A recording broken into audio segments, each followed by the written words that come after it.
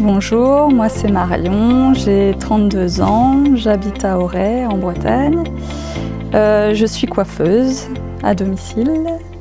J'ai eu un lymphome hodgkinien il y a 7 ans maintenant, diagnostiqué à l'âge de 25 ans.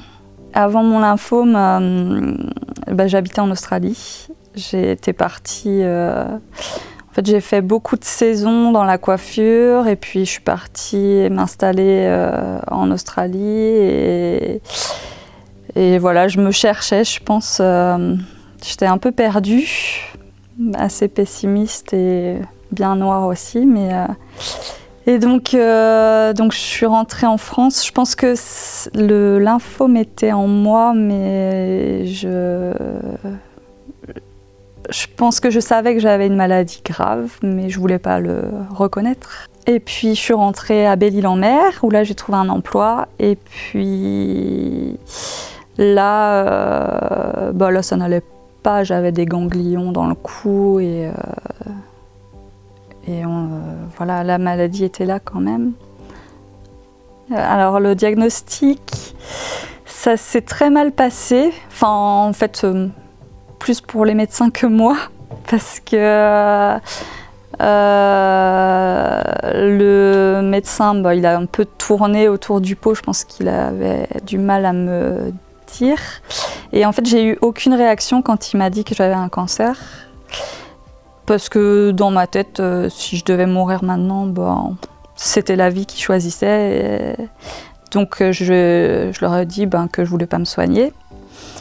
De là, ils m'ont couru après parce que du coup, je voulais partir. Il m'a rattrapée en me disant mais tu veux pas vivre, tu veux pas avoir des enfants plus tard? Et puis moi, je lui disais non.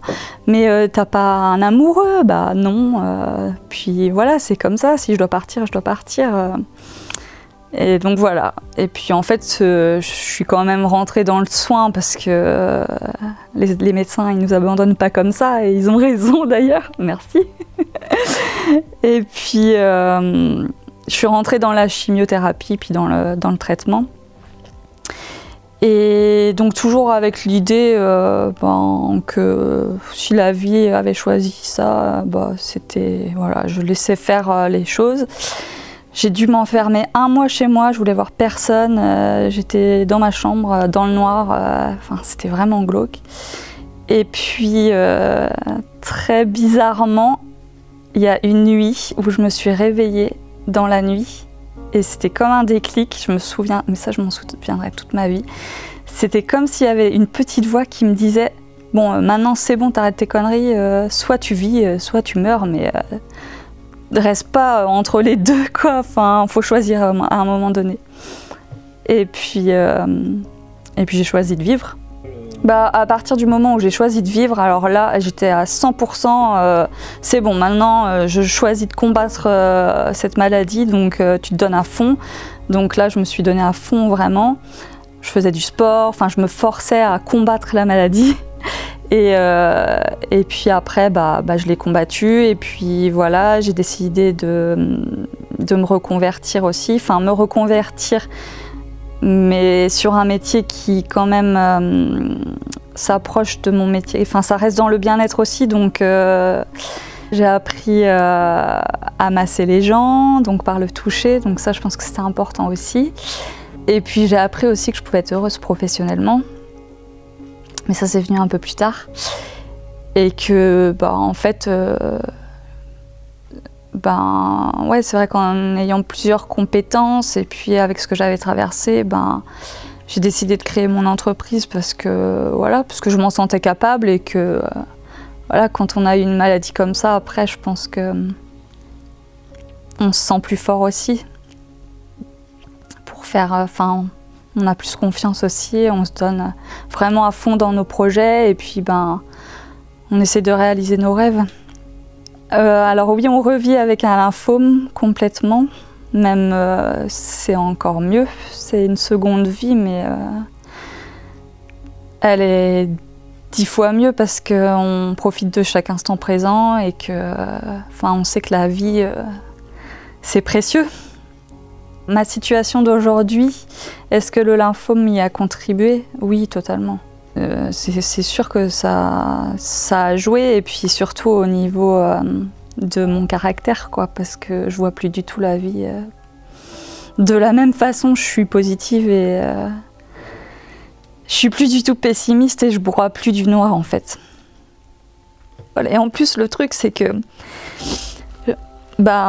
j'ai rencontré mon copain il y a 4 ans, et puis j'étais encore dans la récidive du cancer. Et c'est vrai qu'après le cancer je voulais des enfants, lui aussi. Et quand même, quand on est en rémission, on a toujours, enfin moi j'avais toujours en tout cas l'épée un peu au-dessus de la tête, quoi. On y pense. Et quand on m'a annoncé que j'étais guérie, c'est comme si le cancer c'était loin, loin, loin, loin, loin, quoi. C'était du...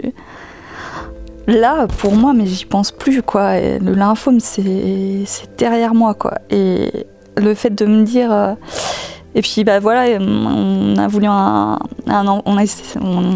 s'est dit on va essayer de faire un enfant. En plus, je suis guérie, c'est l'occasion. Et puis là, paf, non, naturellement, ça marche pas, quoi. Donc, les examens, les médecins, la clinique, c'est fini. Et en fait, j'y retourne pour autre chose, quoi.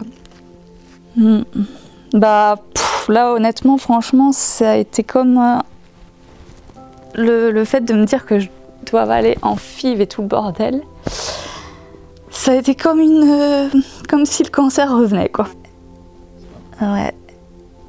Enfin, c'est débile, hein, parce que c'est des enfants, donc c'est la vie, c'est donner la vie, en fait.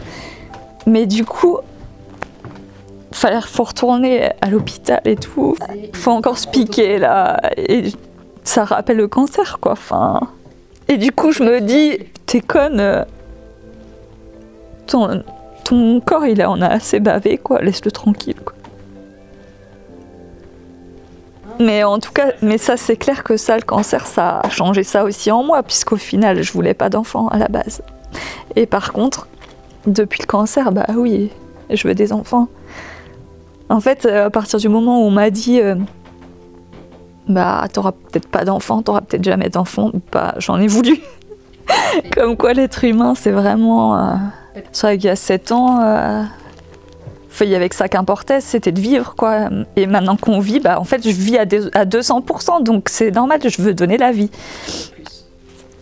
Mais d'un sens, je suis contente d'avoir eu un passé comme ça.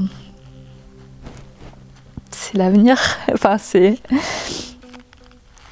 pense que si j'avais pas eu un cancer, je trouve que je me serais suicidée à l'âge de 30 ans. C'est même presque sûr. Oui, on peut le dire que le cancer m'a sauvé la vie. C'est triste à dire, mais c'est vrai.